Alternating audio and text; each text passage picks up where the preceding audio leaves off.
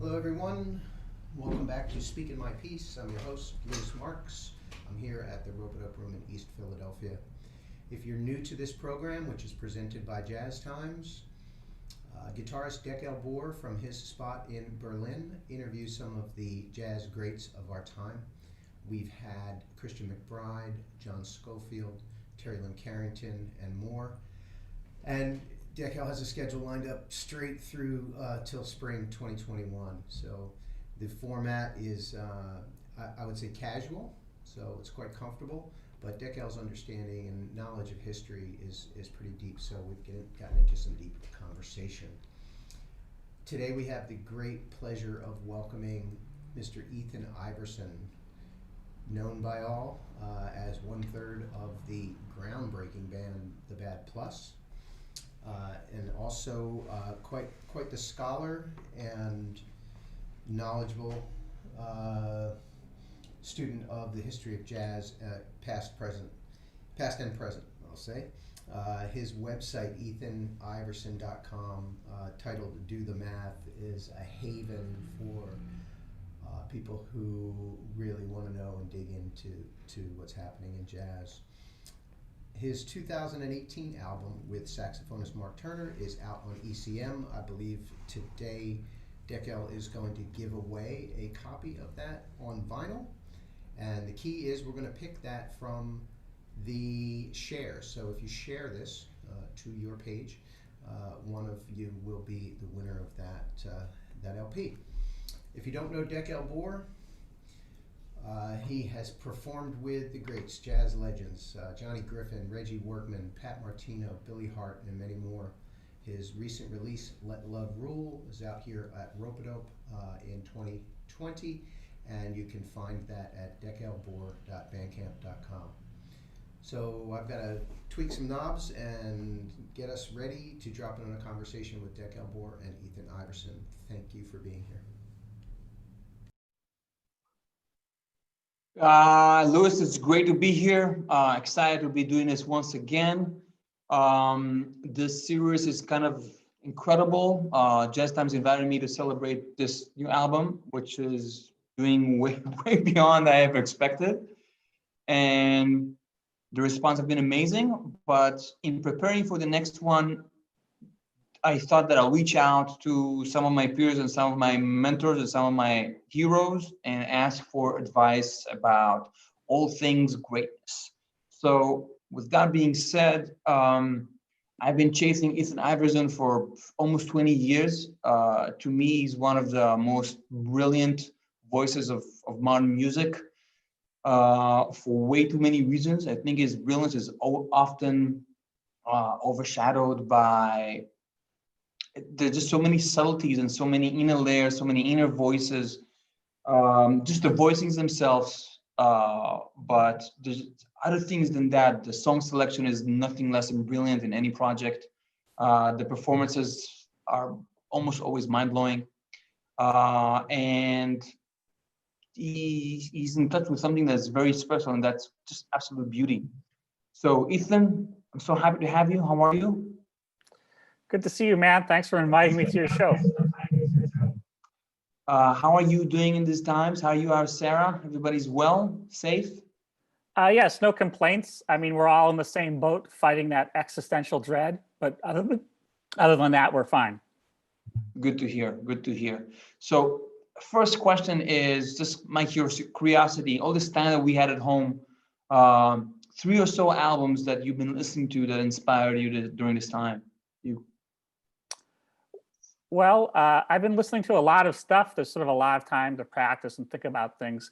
I've finally started making a tape of Coltrane solos. I've been meaning to really get into Coltrane. I mean, of course, we all love Coltrane. This is not exactly. What is a tape of solos? What does that mean? Well, I want to do some transcribing of Mr. Coltrane, and it seems to me that the easiest way, if you want to transcribe something, is just listen to it a lot. So, I heard this anecdote, which I'm not sure if it's true, but Joe Henderson could play some piano as well as being a good saxophonist. And he gave a master class where he played the Countdown solo. I mean, he taught everybody the solo from Countdown by rote. There's no sheet music, and very slow. And after he sort of laboriously for 2 hours and made these jazz kids do this thing, then he played it at the piano, and he said, like, well, of course you need to play it up here. And then he played the Countdown solo at tempo, on the piano. And I felt pretty embarrassed about myself at this moment. Like, I can't play Countdown at any tempo on the piano. So I really need to learn some of this Coltrane language. I loved it my whole life, but what is it really? So I've got a playlist of 20 or so solos that I'm just listening to. Which ones are you digging into right now? I mean, just favorites, the one that really gets you? You know, Billy Hart told me that it was all about all of you on He told me the same. Midnight. Yeah, apparently he and Gary Bartz sort of bonded over this all of you. So I thought I better learn that one. And from the same Round Midnight album, Bye Bye Blackbird seems to be important. I also thought that his break into Round Midnight is nothing less than, I mean, historic. Just that in going into it, to me, it gets me. I'm on the floor every time. I think you're onto something in the sense that an album like Miles Davis' Round Midnight, it's sort of like the ABCs of this music or something. But after all this time, it just sounds better and better to me. It's not like something I learned and can forget. It's like it's still got all the lessons for me at this point. Yeah, completely. And almost every band is just, even the overlooked ones, like the Black Hawk tapes. I mean, it's every moment is like, it's just like the heart of things for me. Yeah. Which other solos of Coltrane are you checking out right now? Well, there's the Limehouse Blues with Cannonball. He starts that with substitutions. He's doing essentially the famous Coltrane changes on Limehouse Blues, but I don't know, someone can correct me, I'm sure they will if they see this, but I sort of think that's the first time he played his Coltrane changes on tape like that, like as a substitution. So that seems important. And Cannonball is so great on that too. I mean, he's another one. I mean, I wish I could just take another lifetime to transcribe and try to sing Cannonball Adderley solos. It's incredible what he plays. For me, the last tune on the album, The Sleeper, that Coltrane solo, like I've been looping that solo for years. That's also such a weird song. It's kind. I don't know. It sounds like the way they played it. Like it sounds like a soundtrack of the times in a way. Yeah. But I mean, it's got some avant-garde elements to it. I mean, if you say so, there's no one else I would trust about avant-garde as you do. Well, it's a great album at any rate, for sure. What's that? If we're speaking about Countdown, there's a Kenny Garrett version that is just out of this world. Have you heard it on his Coltrane album? No, I should. He did a Coltrane tribute with Pat Metheny and Brian Blade, and he opens the record in duo with Blade playing Countdown, and it's out of this world. I mean, I never heard anything like it as far as mastery of that tune or almost any tune. It's out of this world. I think you're right that Kenny Garrett is underrated. As famous as he is, he's actually underrated for how well he plays classic jazz. Yeah. But wasn't there a moment I remember going to New York at age 21, and every alto player everywhere is trying to sound like Kenny. Like it was almost like the Michael Brecker thing 15, 20 years later, where it's every alto player in the world is like a Kenny disciple. Even I mean, you could be right. Maybe since I'm a piano player, I'm not alert to that nuance. But I mean, I'm not saying he's not influential, but let me put it this way: if you asked the 100 top jazz critics to name who they thought were forces for good in the music, I wonder how many of them would cite Kenny Garrett. Well, I think that every time his force as a live performer is it's out of this world. And he's also the most agile musical thinker. To my ears, I mean, it's just like everything is just so, it's kind of incredible in many ways. I'm just a huge fan. Beautiful. So other Coltrane solos that you've been checking out? I mean, nothing's going to surprise you, but there's stuff from Milestones, a couple solos from there, including very famous Straight No Chaser solo. Yeah. Which, I mean, that track is swinging so hard, my eyes start to water listening to it. And it's not like I start crying, but it's like, it goes so deep, the swing on that track, the whole track, everything. But then when the Coltrane solo starts and Philly Joe Jones and Red Garland start playing these hits behind them, it's insane how swinging it is. It's just like, for small group jazz, I mean, there's big band jazz, like with Basie and stuff. That's sort of a different topic. It's so many people playing. But for like small group, 4 musicians playing some swing, I don't know if anything swings harder than that moment. It's just ridiculous. That whole album, and I heard a mono version of it on vinyl, and it just kind of explodes off from your speakers. It's an unbelievable album. And I used to have a fantasy what Janasek would sound like if Philly would be on it, because he's just so like, he would kind of slick all those, all those forms and changes, kind of like what he does on Blue Train. And they had a very special pocket, the two of them. It's what you're saying about the sound resonates with me because I love those Columbia records. I mean, I feel like some people really praise Rudy Van Gelder and Blue Note, which for good reason. And the Atlantic sessions with Coltrane certainly sound great, but actually that Columbia music from the 50s at that 30th Street studio, and I don't even know who engineered that stuff, but man, it sounds good. But that's kind of like across the board for that moment in time, for the Mingus albums, for the Glenn Gould albums, even for the Bob Dylan albums. Yeah, I mean, Stravinsky albums, all that Columbia music, absolutely. I agree totally. Horowitz, I mean, there's a whole bunch of legendary artists recording for Columbia at that moment, making incredible sounding records. So my theory, if we're talking about this, because I'm a huge audiophile, is I've been to that room, and it's a huge room, the 30th Street studio. It's just a very, very, very big room, and the sound just had, the sound could go places. It's not, the one recording, the drums weren't recorded in a small room, and the one, didn't have to isolate them because the room was so big, and it kind of lets the tone kind of breathe in a way. That makes sense.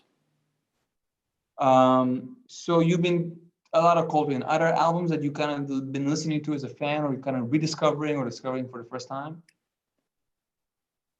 You mean specifically Coltrane? I mean, it's all. No. Anything that you've been listening to this quarantine of a year? Well, I've actually been on my website, my blog, Do the Math. I've been journaling some of my LPs and stuff because it's time to listen to things I would probably never get around to listening to, being home so much. So, that I kind of have a big collection, and as I'm sure you get a big collection, and then a lot of it goes unlistened to. So it's been fun to go deep and see what's actually there. Yeah. So first of all, before we just go into things that are random, I want to talk about those 2 albums that are, to me, are milestones of modern music. Let's start with the album with Mark. We're actually giving one away, so anyone who's sharing this link on their Facebooks, you share it, and we're going to choose one of you and announce at the end of the episode.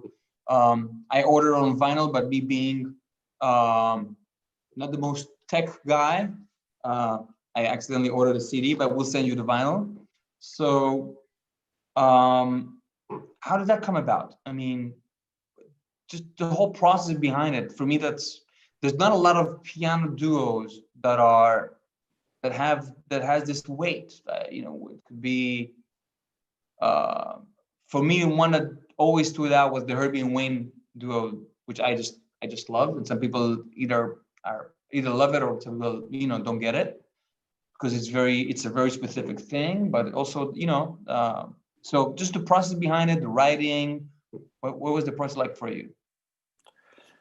Well, yeah, I mean, in my opinion, there's not too much that anyone does that's truly original. You know, like you're usually drawing on stuff you like. And I always like the duo of Steve Lacy and Mal Waldron. And Matt Waldron, yeah. I I was love gonna both bring of that those up. musicians. And Mark and I spoke about that, and he likes that duo too. And I don't know about um, I don't like feel like citing a specific name, but I've heard a fair amount of, shall we say, saxophone piano duo that it's sort of like normal jazz. But the thing about Steve and Mal together, it's not normal jazz. It's a Yeah. thing that they do, you know. And so No one is pretending there's a rhythm section in a room. Yeah. exactly, you know. And so um, when Mark and we've been playing for years in the Billy Hart Quartet, and sometimes we'd have a moment where maybe Ben drops out and we're playing sort of improvised together or something, and it felt very comfortable. I think it's partly comfortable because Mark has perfect pitch and can sort of deal with whatever I play.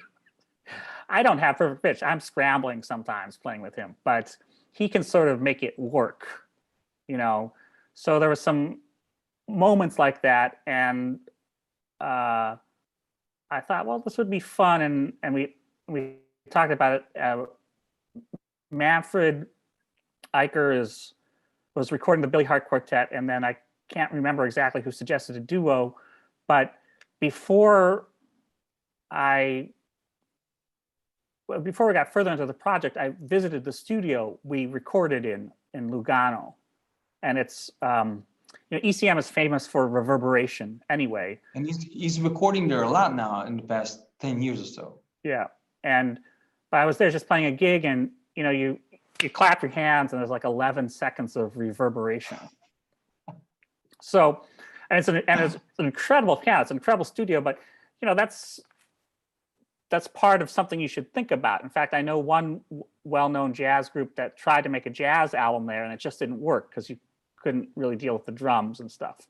Yeah. So I thought, Mark and I agreed, let's play some very spacious music in this incredible acoustic and let the tones, like these sort of abstract tones, just exist in this space. And it's, of course, a classic ECM idea to do that. And rather than reject that, or try to redo this or make Manfred do something he doesn't want to do, we actually embraced that. We showed up to Manfred with a book of music that would work for ECM and the studio, and we focused. And I'm actually very proud of that record. I think it really, it lands. I think it's a modern masterpiece, and on just so many levels. Mostly the writing and the connection that you guys have. It's very, very deep. So could you tell a little bit about the writing process, or what was it like for you? Or well, when I was in high school, I learned all of Thelonious Monk's pieces. There's only about 40 that you need to learn. And if you learn all of Monk, that's a great baseline for composition. So pretty much I've just been imitating Monk ever since then. I've also played a lot of classical music, Beethoven and Bach, and then the moderns. In my 20s, I listened to everything by Stravinsky and everything by Ligeti. So I've had some mentors. There's a saxophonist, Pat Zimmerly. I worked with him when I was very young. He's amazing, yeah. Who showed me certain things. That was a big lesson. In the Bab Plus, Reed Anderson's a great composer. Dave King is too, but Reed is very, very special melodically. I definitely tried to steal as much as I could from Reed.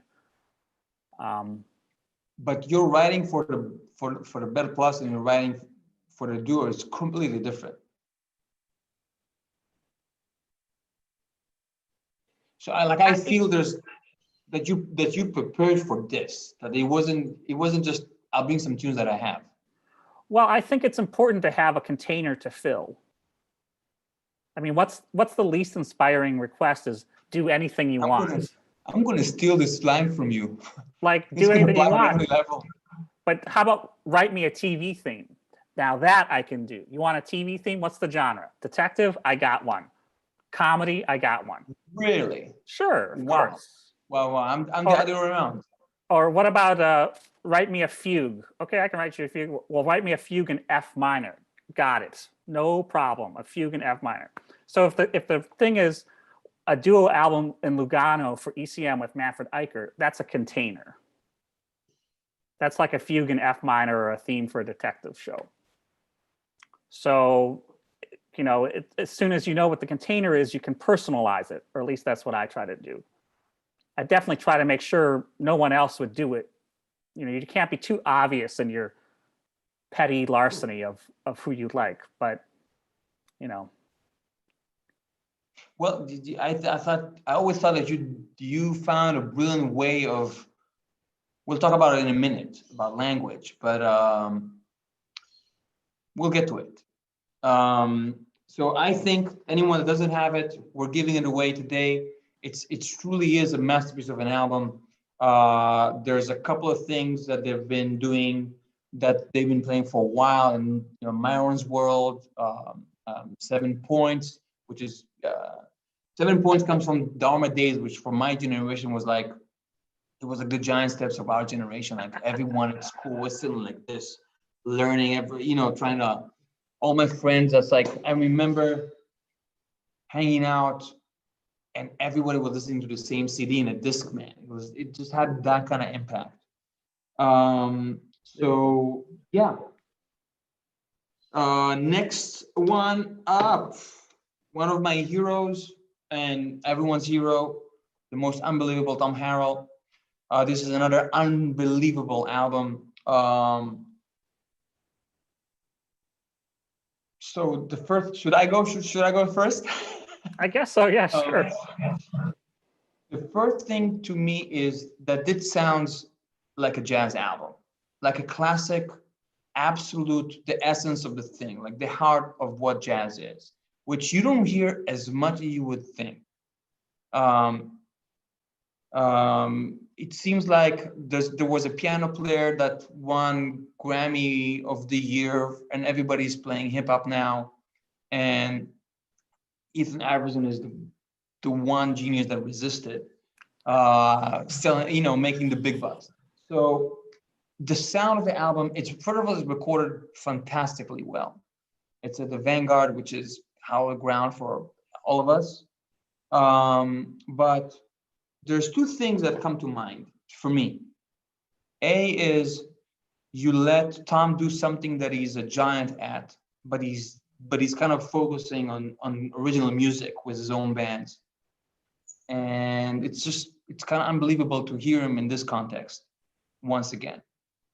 The second thing is that we don't get a lot of or enough of is to hear you as a band pianist in a context that's not either with Jabali or with the Bad Plus, which you guys have, you've done. I mean, this is you as a rhythm section pianist, and it's brilliant and original. Well, about the sound, I'll say that I used a classical engineer. I mean, he can do anything, this guy, but Andreas Meyer, he's actually Bob Dylan's choice for some of Bob's stuff, and he was in charge of the reissue of Glenn Goldberg variations. So like he sees all of that. He doesn't see it as jazz, because with no disrespect intended to the great jazz engineers, I've actually felt that the stuff I've done that I really liked were just by people who liked music and were good at sound. And understood. Yeah, and a lot of Vanguard records are pretty dry sounding because it's a very dry room. Yeah. And Andreas went in there and he put his mics in, he thought about it, and it's actually, I think, quite a inviting sounding record.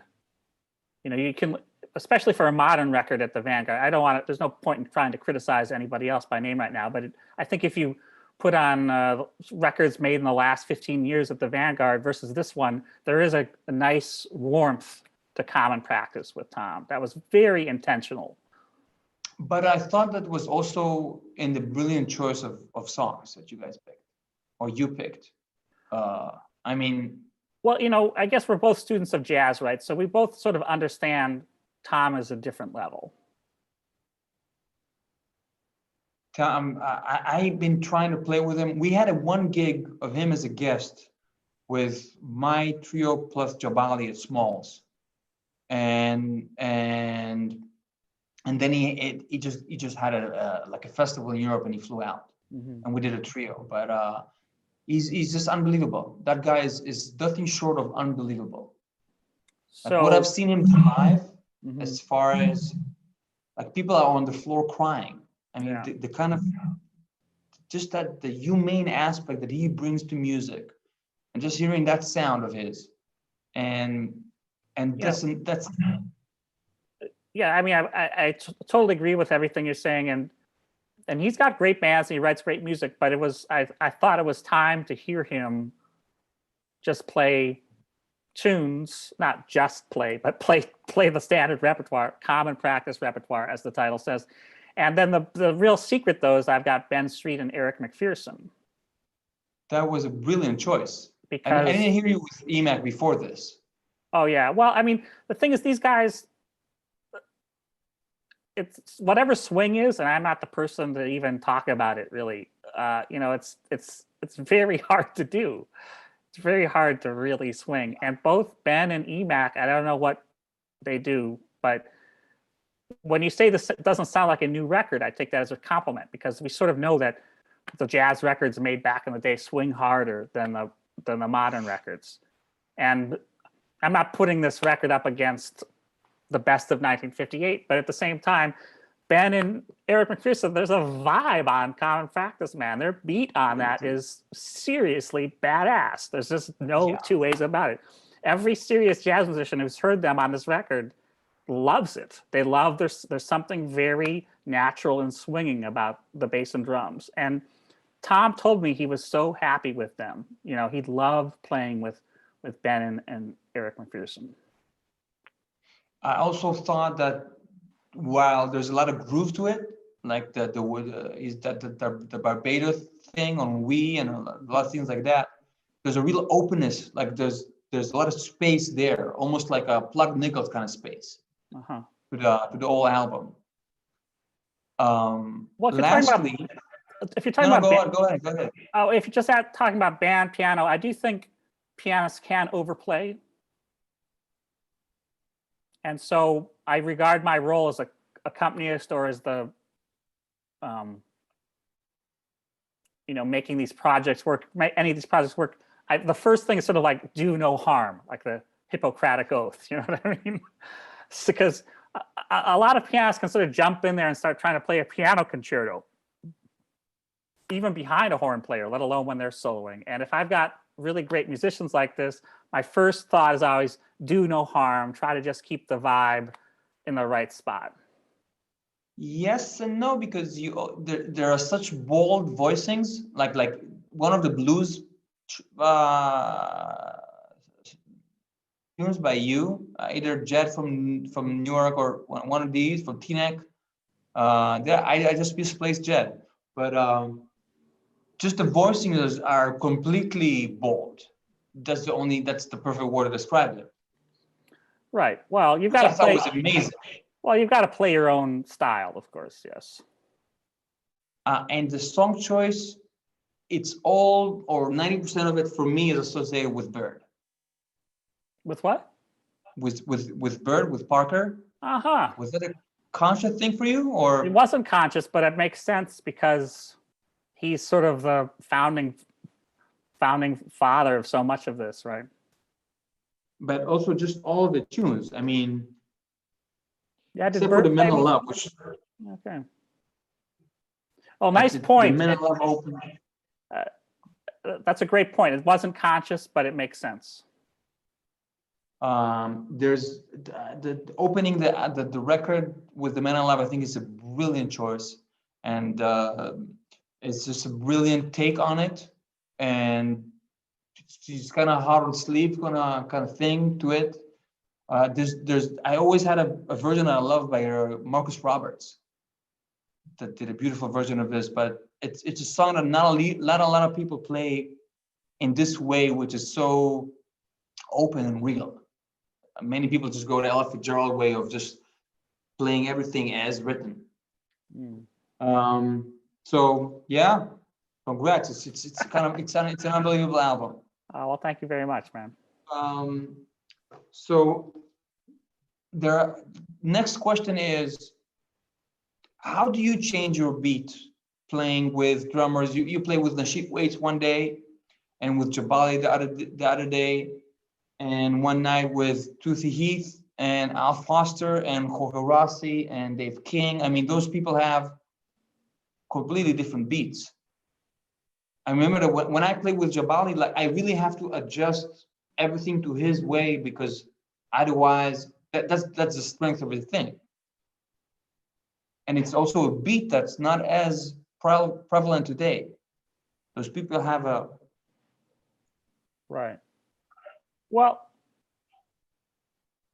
I'm not conscious of really needing to adjust what I do exactly. I mean, someone said, I'm trying to remember who said this to me, but someone said, just make the drums sound good. And interesting.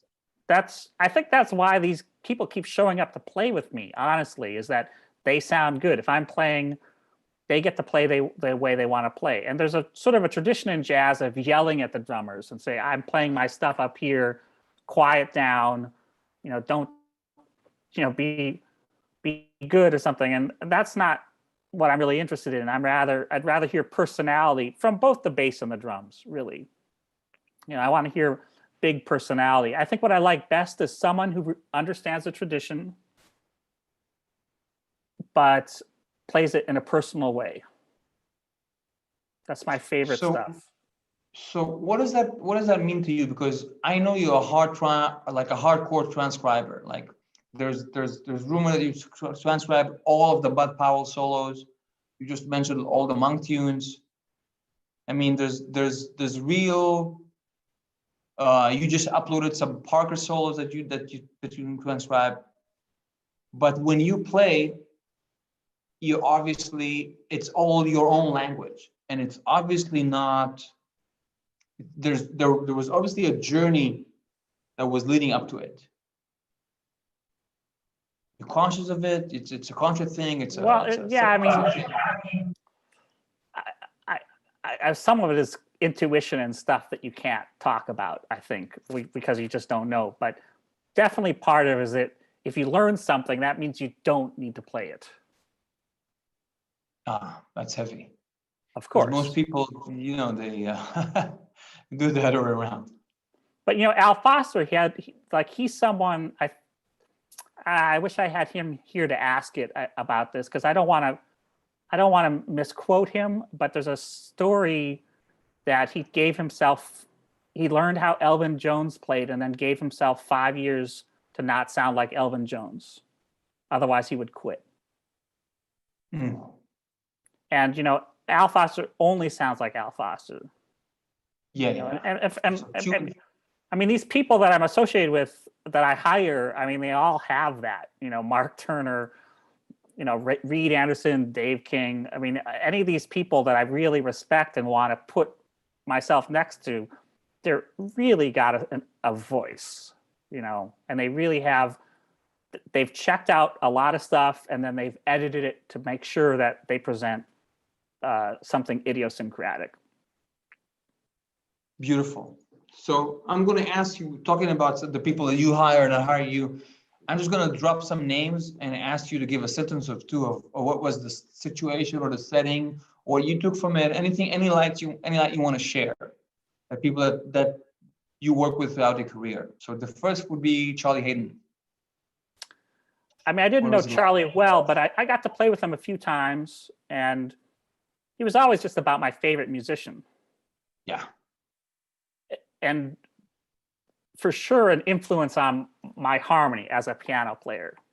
I mean, that's whatever he did with Ornette and with Keith and Old and New Dreams, that's the sort of the lineage I'm talking about. Charlie did other things and he did that great, but essentially I'm talking about music with Ornette Coleman, with Keith Jarrett, and Old and New Dreams, and I guess Pat Metheny too.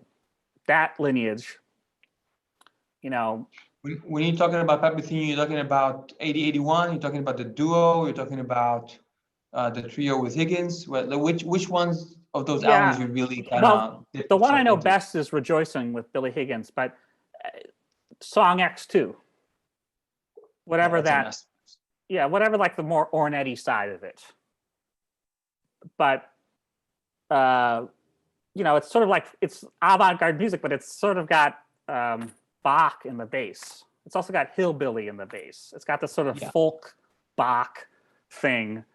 Yeah. Melodic, very swinging, distinctive sound. I mean, it's incredible, you know. And so there's at the same time, there's always a sense of danger to what he plays. It's not just hillbilly and folkness.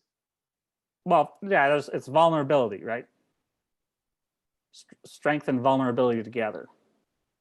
So you guys did the Blue Note duets a couple of times that I know of, and it was mostly duet playing.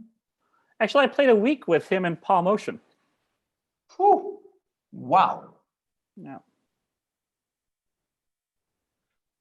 So what do you feel you took from that situation, from that week that stuck with you? You know, I don't think I was quite ready. You know, I did the best I could. They didn't play together that much at that point, so it was a real gift to the audience anyway. It almost didn't matter what I played. I'm proud of the gig, but Paul suggested recording, and I actually didn't want to do it because I grew up on the records with Jerry Allen and those two. Yeah. And she did such a magnificent job of finding a zone with those two. I wasn't really there yet. So I let it slide. I didn't push for a record. But what did I take? I mean,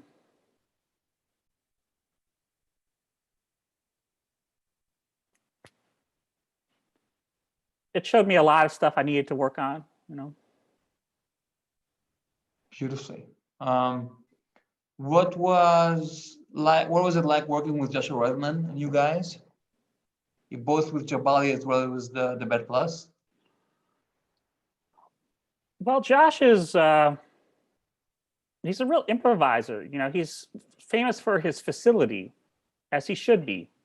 He's very, very adept at music in every way. I mean, this guy's, he's also a big brain and a masterful person and musician.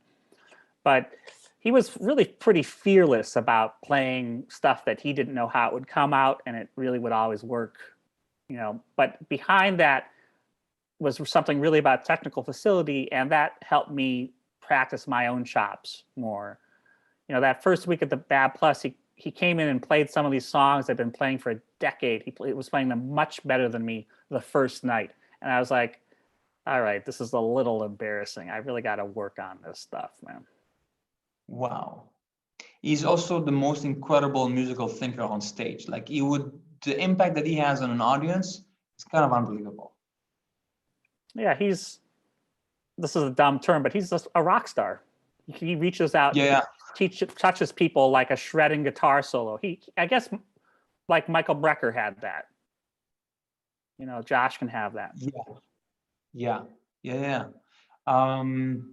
Who else did I want to touch on? Ron Carter was a brilliant collaboration. I know it was the duo, the trio. Well, Ron has always been just about my favorite. I mean, just let the record show, I played with Charlie Haden and Ron Carter. Those were always my two favorite bassists. I played with them both. So that I can't complain about. And I mean, I'm sure you won't be surprised to discover this. It's very easy to play with Ron because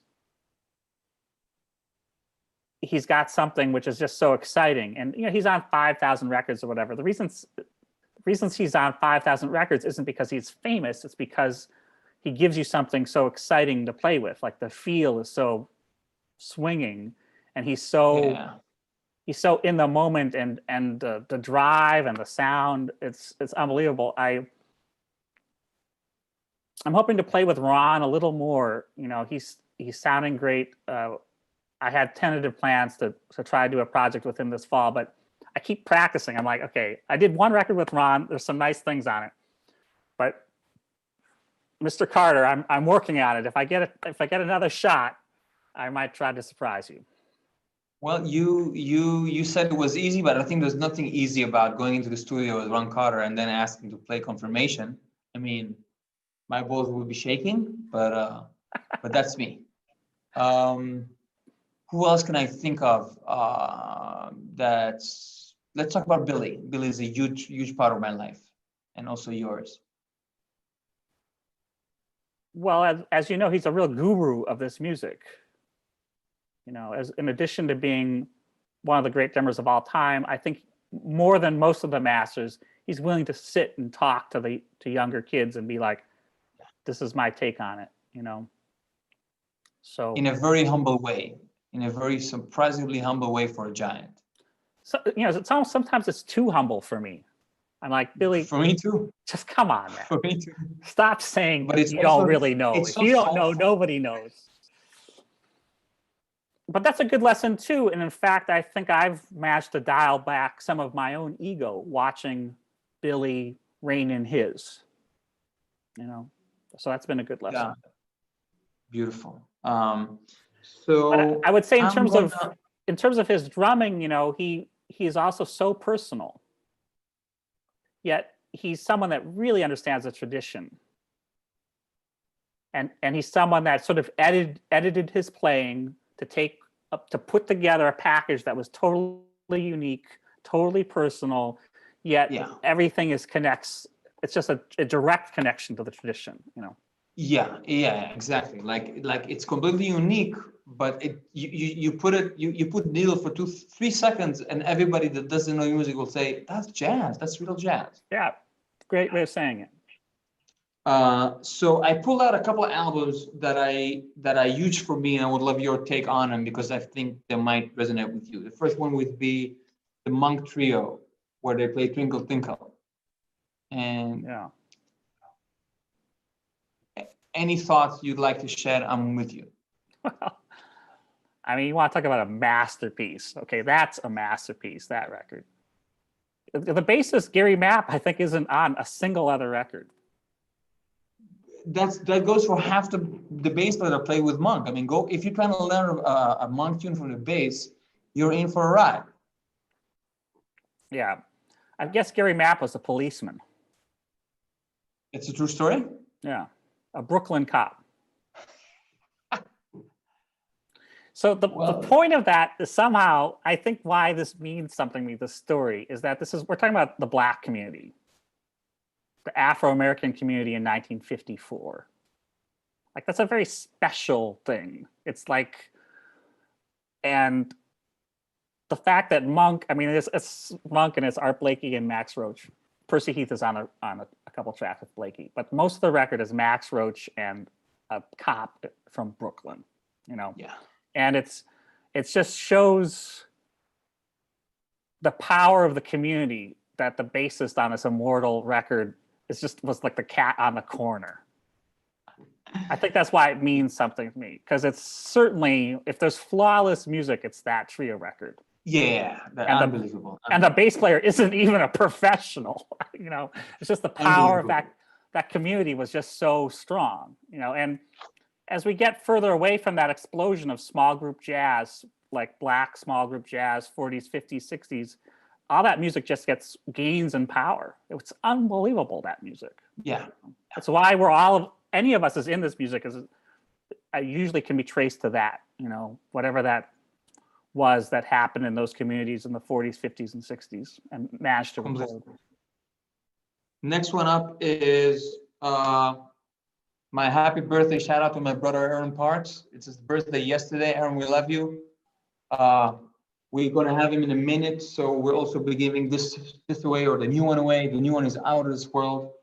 Have you heard this? It's kind of an amazing album. Little Big. No, I haven't heard it. Little Big. It's amazing. There's a tune on the new one that just came out called Solace. I mean, I keep looping it. It's absolute beauty. That's beautiful. So Aaron, happy birthday. Next one up, Winter Marsalis, Black Codes. Yeah, I was just going to say about the Aaron Parks thing. I definitely want to talk about Black Codes too. I did see that band live with Greg Tui on guitar. Yeah. And me too. Yeah. I thought, of course, they have their own thing, but I was just struck by.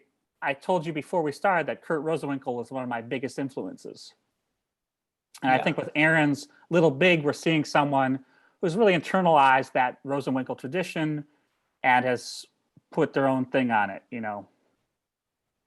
What blew me away about, they're all been good, really close friends of mine for years and years.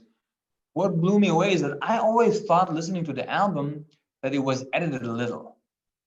I mean, that unison that they have is it sounds like one voice. And then you go see them live and that's just the way they play. I mean, it sounds like one person. It's kind of unbelievable. It was really mind-blowing to see that live. The only other band that I've saw that had that was the Miguel Zenon Quartet, where they play like, everything is like in perfect unison. Nice. So Black Codes. I remember getting that like it was yesterday. I mean, I was a very young person, maybe 15. I loved it, of course. I think that early Wynton Marsalis music with Jeff Watts is almost underrated at this point. Completely. I just ordered the Blues Alley tapes on vinyl. I had it on CD for all those years, but I think that's like a landmark album for the period. But what's true about those guys is that they really played like their era. You know, Jeff Watts and Kenny Kirkland, I mean, there's something about them that's very fusiony. It's very like 70s jazz. And I think that's good. I'm not critical of that. I think that's a necessary element. Like you always sort of have to play like your time and place. Like I was just talking about the 50s and 60s and how much that meant to me and how that was the greatest. And I think that's true, but you can't also hope to sound like that, really. You know, that's a fool's game. You somehow need to play like it's the year now. And so that Black Codes is from 1985. It really sounds like 1985 to me in the right kind of way. If you're mentioning the times and the fusion influence, there was a question. I want to shout out to a lot of the guys that left questions online, both on my channels and yours. But there was a question from Blake Markle, who asked, I'm not paraphrasing correctly, but if you could name any fusion album that that had an impact on you, or that had a thing for you. Oh, sure. I mean, nothing's gonna be surprising, but Brecker Brothers Strap Hanging. I mean, I loved that, man. I loved the tape of that. And those guys were also on Joni Mitchell's the live one, Shadow and Light.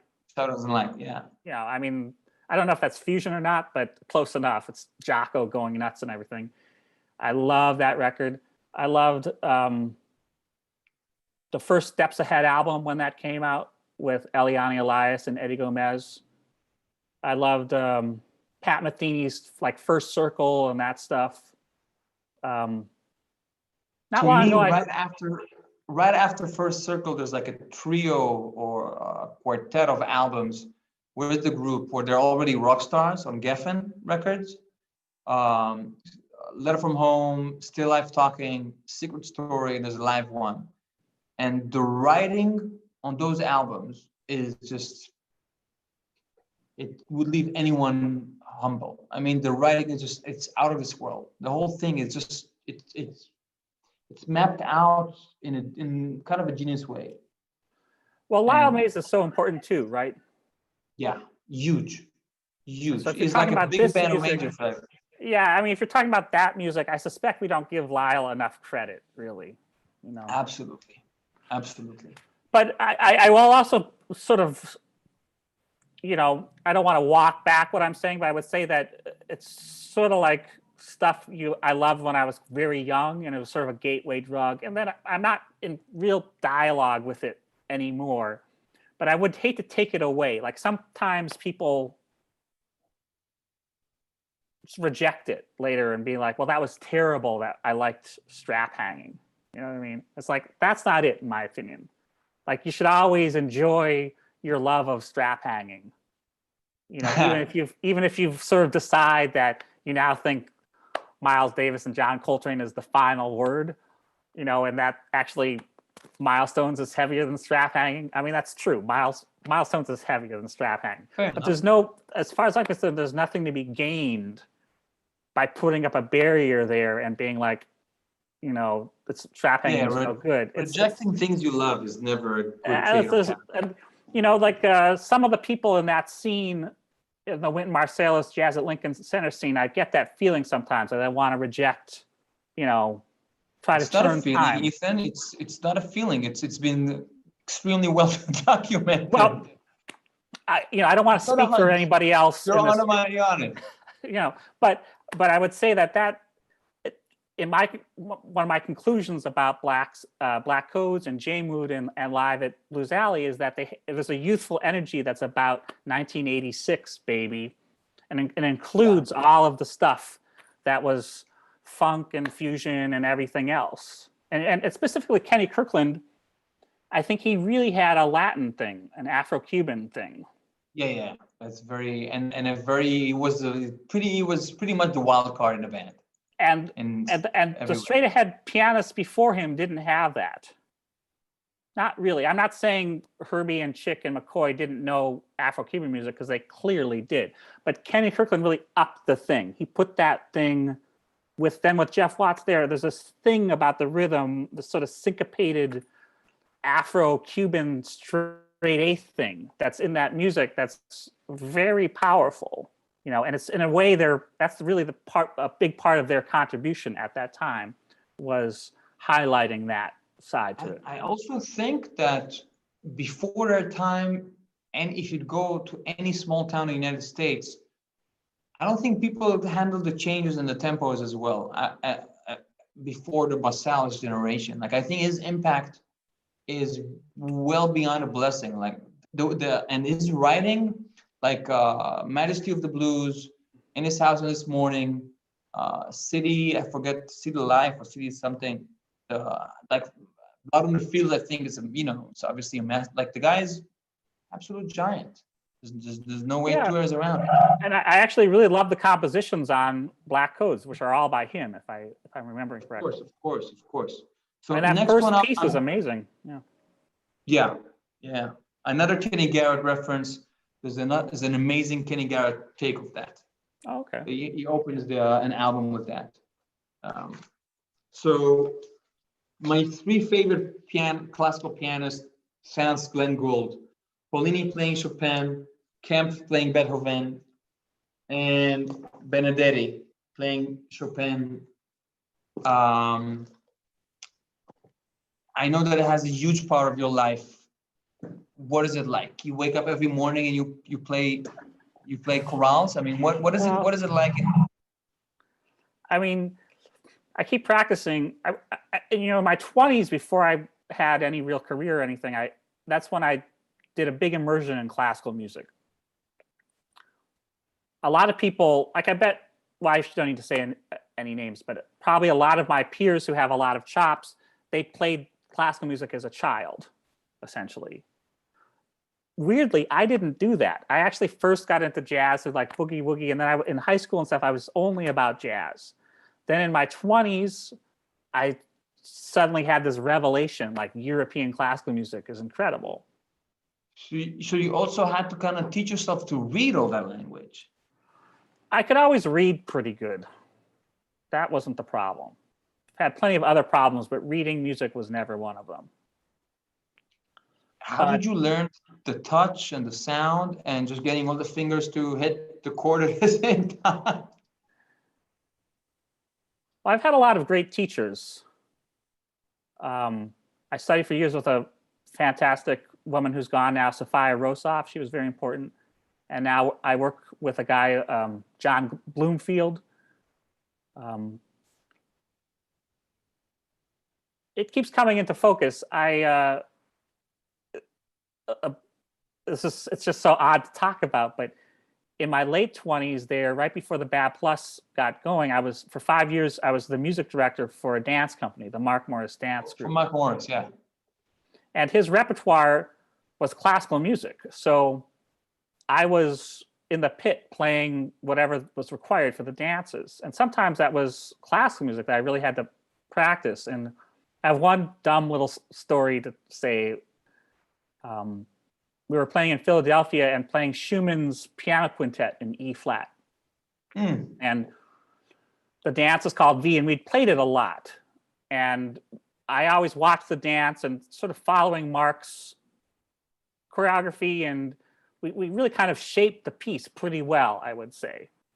And how we weren't just on a something like that, there's that, working the same piece with a dance company. You change the tempos, you adapt to the dancers? You can if it's right. Because it's a pretty canonic piece. It's like, so absolutely it is. And you can hear people play it different ways.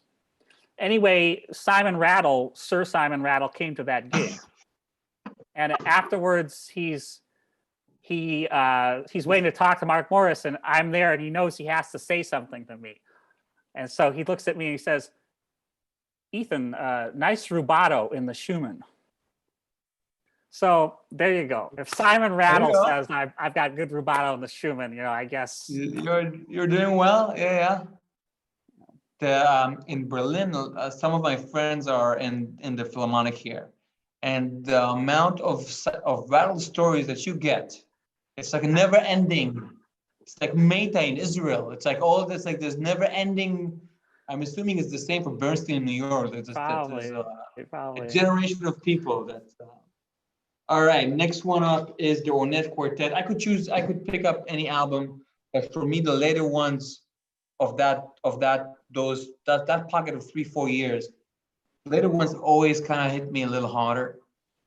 Yeah, what do you mean, like the science fiction years? Of course. Yeah. Of course. But the classic ones are the classic ones. So I know it's a huge part of your life. So tell me about it. Yeah, I don't know. Ornette is like, he's pure melody, among other things. And pure blues. Pure blues. It's just so pure.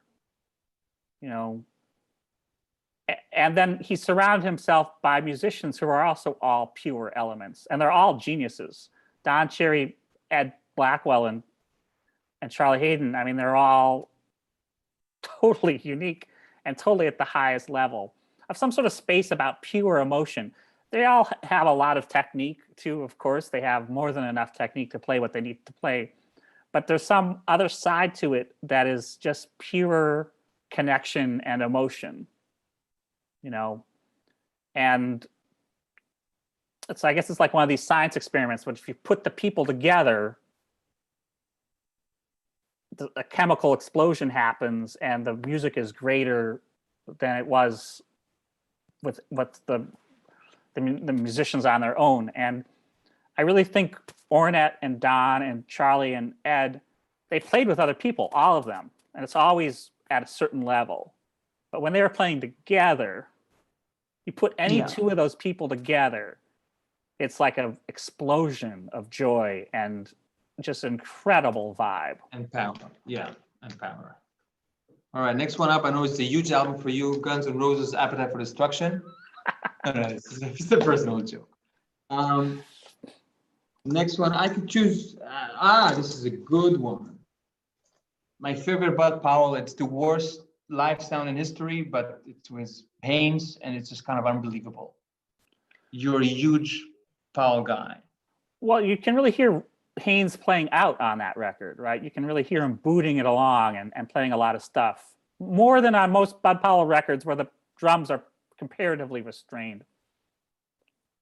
I mean, Bud, I wish I'd understood him better when I was younger. It took me years and years before I started to really appreciate how great bebop was. I mean, Ornette was much easier for me. Ornette, I got it almost instantly. Charlie Parker and Bud Powell, it's like that's. I always thought that both Bird and Powell had such ferocity.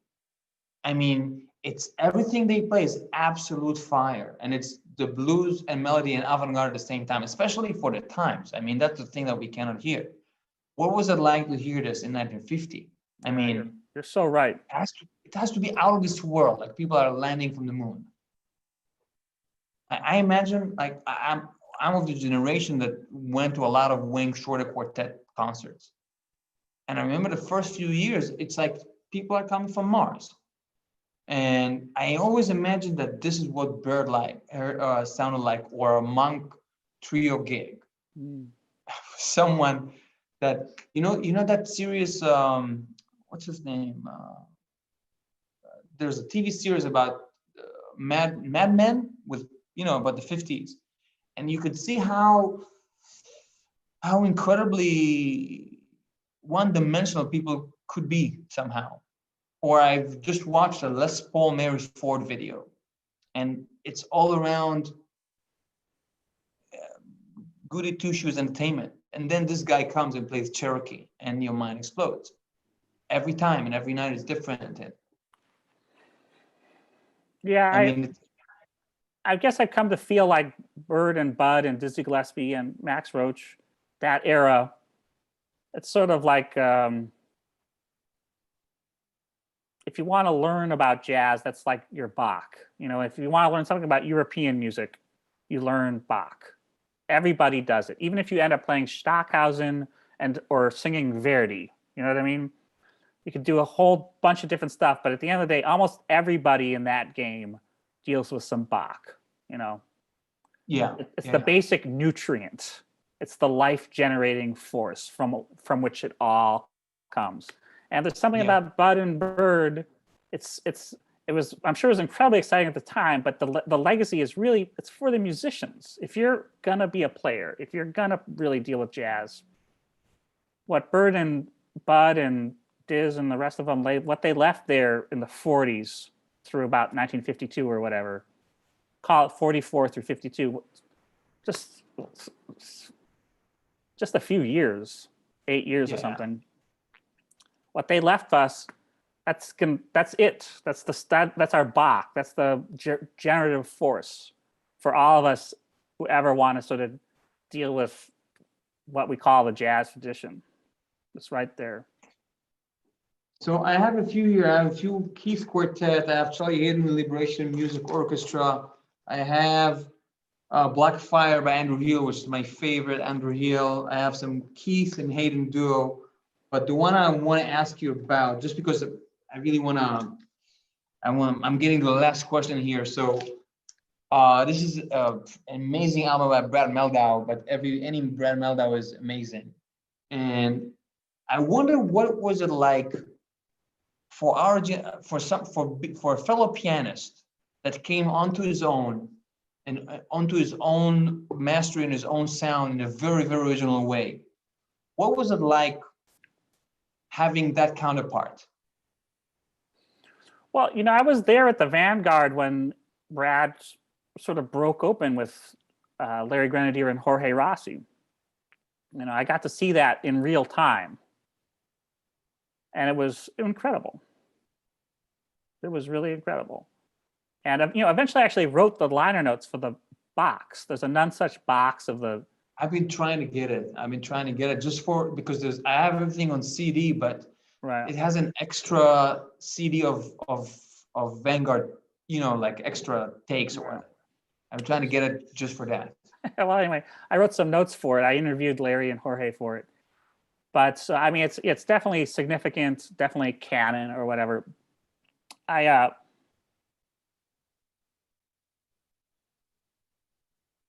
This was a moment when everyone started playing in 7 or 5 standards.